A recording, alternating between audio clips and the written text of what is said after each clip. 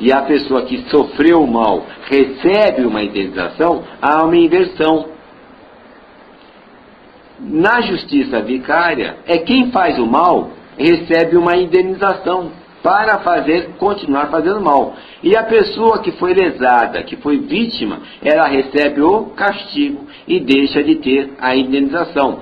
O Evangelho é muito claro: com a mesma justiça que tiver julgado, será julgado a vós, e mais lhe será acrescentado. Ora, se você aceita a justiça vicária como padrão de justiça, com essa justiça que você, que era inocente, que detinha o título de inocente absoluto, você passa a ter o título de culpado absoluto.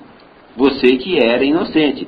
Esse é o motivo pelo qual o demônio criou o Evangelho, porque o Evangelho, essa praga que é o Evangelho, ela foi criada por Satanás, pelo demônio, por toda a horda maligna, com o interesse de provar que as pessoas odeiam, desprezam, né, Deus, têm nojo de Deus, tanto é que aceitam que ele seja humilhado, torturado, crucificado e morto, né? E depois de tudo isso, para mostrar quanto a pessoa pode ser burra, ela aceita a justiça vicária, porque quando aceita a morte de Jesus, do inocente, ela aceita também a morte vicária. Então, num só ato, a pessoa comete dois erros absurdamente grosseiros.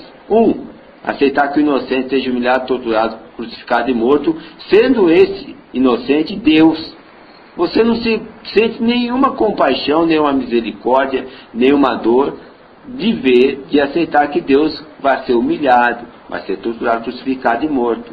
Por quê? Porque você espera vantagens com isso. É uma espécie de latrocínio, você pratica o latrocínio. Por isso que no Evangelho diz: caia sobre nós o sangue desse inocente. Quando você aceita Jesus, caiu sobre você o sangue dos inocentes. O sangue do inocente Jesus e todos os profetas. Está muito claro. E você será condenado por isso. Não tem nenhum prêmio, não tem nenhum paraíso para você. Tem condenação no inferno. Porque não existe isso. Acorda. Nunca que você fizer um mal a alguém, a uma criança, o pai dessa criança vai te dar algum benefício. Ele vai poder, no coração dele, ele vai querer torturar você. E é isso que você alcançou aceitando os fundamentos do Evangelho. Então você caiu numa cilada. Você atrás das 30 moedas que Judas jogou, que os sacerdotes jogaram, não aceitaram por quê? Porque eram moedas de sangue. Que eram essas 30 moedas? Era um pagamento, era uma vantagem, era um lucro em cima da morte do inocente. E você, quando aceita Jesus, você está buscando o quê? Essa vantagem, esse lucro em cima da morte do inocente. Por isso, você está condenado. Entenda bem, isso é lógico, é simples. Só um louco não consegue entender isso, porque é muito simples. É muito simples. Por isso que a gente vê tanta gente endemoniada, tanta gente sofrendo, depois que entra para o Evangelho. Não é antes, é depois que entra. Porque a pessoa às vezes entra para o Evangelho, para a igreja, porque está tendo algum problema, mas depois piora mais. Ela fica sendo assenhorada, dominada, as entidades, os demônios se manifestam naquela pessoa, nada mais dá certo para aquela pessoa, ela começa a viver de mentiras, a defender um ídolo, sem que esse ídolo nunca defenda aquela pessoa que cultua, né? Então, você entendeu que o Evangelho é uma cilada para que você perca a sua indenização perante Deus, que seria então essa vida boa, essa vida maravilhosa, porque Deus deve a indenização a você, porque você não pediu para existir. Você não pediu para existir. Deus deve uma indenização a você por todo e qualquer sofrimento que você teve na sua vida. Quando você aceita Jesus, você deixa de ser uma pessoa inocente, você entra para ser julgado nos fundamentos da justiça vicária. Então, se você era inocente, você passou agora a ser uma pessoa condenada. Esse é o fundamento. Isso é que busca o Evangelho. A sua condenação. Você já está condenado só de abraçar o Evangelho. Então não interessa se você recebe a graça, aqui estão o perdão dos pecados, até você aceitar Jesus. Porque depois que você aceitou Jesus, você já está condenado. O Evangelho, se você conhecesse, estudasse bem o Evangelho é formidável, é maravilhoso.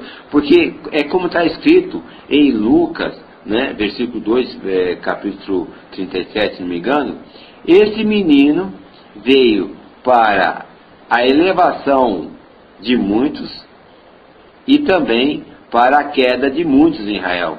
O Evangelho ele faz isso.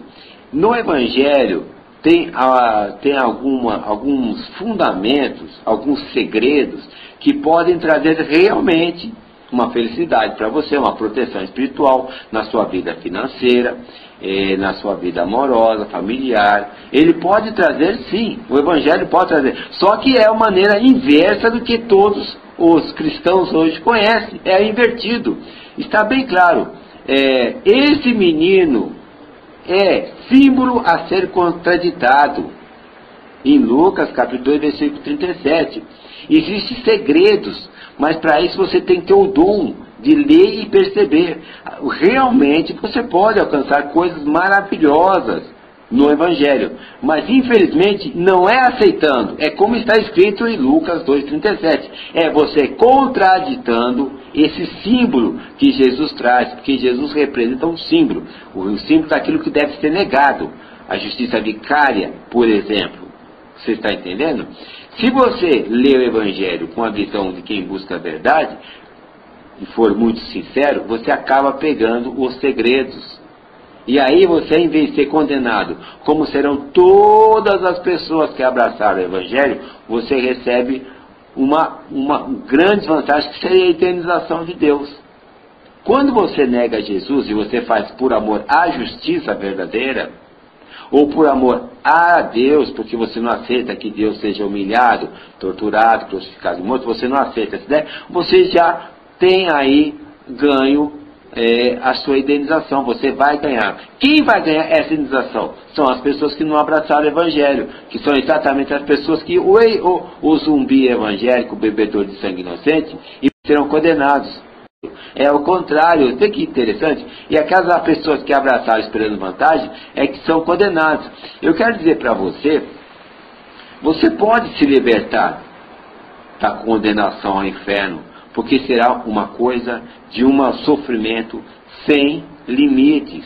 Não existe palavras para dizer o sofrimento que você, bebedor de sangue inocente, você vicário, você zumbi escravo, né? Você que aceitou a escravidão, você já está sendo assenhorado, dominado por demônio, você tem que abjurar. O que é abjuração? A abjuração é quando você nega essa praga do Evangelho, essa praga de justiça vicária, e você começa a abraçar a verdade justa e verdadeira. Porque a justiça vicária é a pura iniquidade tão condenada no Evangelho.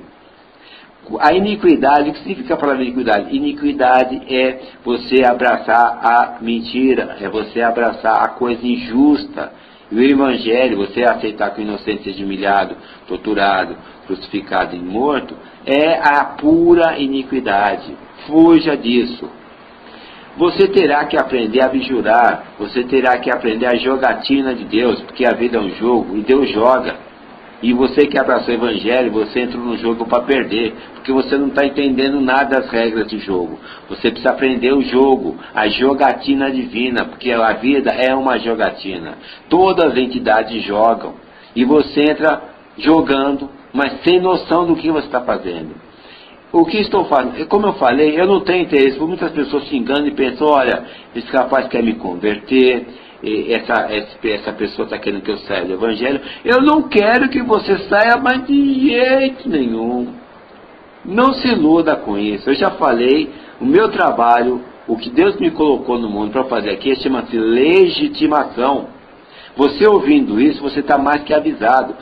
Mas a minha ideia não é liberar, eu estou simplesmente tentando indicar uma porta para você sair. Seria a última saída, a abjuração, né? Você aprende a jogatina, o Evangelho é uma jogatina, você tem que ler o Evangelho. Não vá atrás da conversa desses homens do púlpito, Eu sei que muitos não, praticamente todos os zumbi bebedores de sangue inocente, né? Esses vicários, eles são amantes de pastores de púlpito, de pastor, desses homens do púlpito. Eles não acreditam em Deus, eles nem ligam para Deus, eles vão atrás daquela idolatria do homem do púlpito, né? Por isso eles vão para o inferno.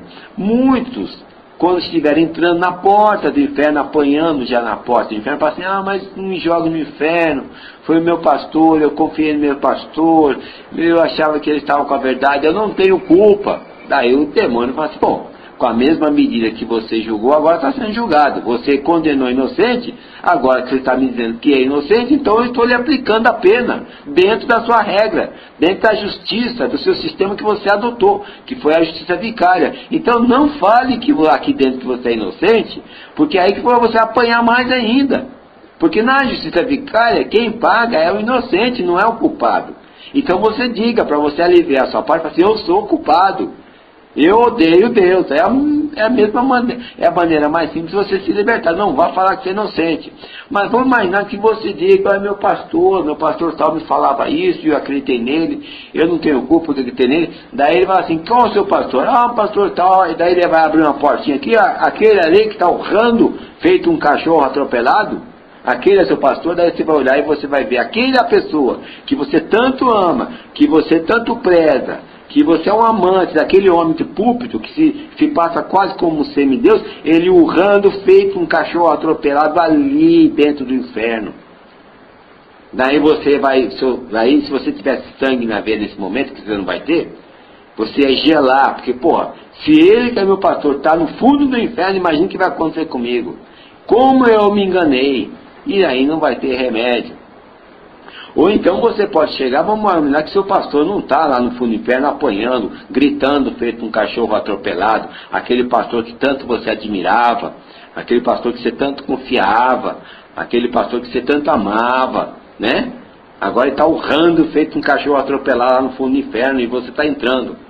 Mas pode acontecer ao contrário, você fala assim, foi o meu pastor que me pregou a palavra. Daí já fala assim, ele está ali, ele está no trono ali dos demônios, ele era um demônio. Daí então você vai levar outro choque. Eu não esperava que meu pastor era um demônio. Sim, ele era um demônio, agora ele está se divertindo lá, rindo da sua cara, porque você acreditou nele. Porque na verdade, o seu pastor, as pessoas acreditam, amam, né? Esses homens do púlpito, mas a grande parte é pessoas que vão queimar junto com você no inferno, e uma grande parte são demônios num corpo oco. Se houvesse um vidente dentro da sua igreja, ele ia identificar. Muitas igrejas aí, se você buscar na internet, pessoas que têm um pouquinho de grau, um grau até fraco de vidência, viram no pastor o demônio. Demônios foram vistos na igreja, morando na igreja. Você deve pesquisar e você verá relatos na internet de pessoas que viram o demônio em cima da igreja, o pastor com o demônio no corpo. E aí você vai ver que, na verdade, no final das contas, os ateus estão livres. A porta de Pascal é uma fraude, é mentirosa, porque o evangelho, ele te conduz à condenação e não à vida eterna, ao paraíso.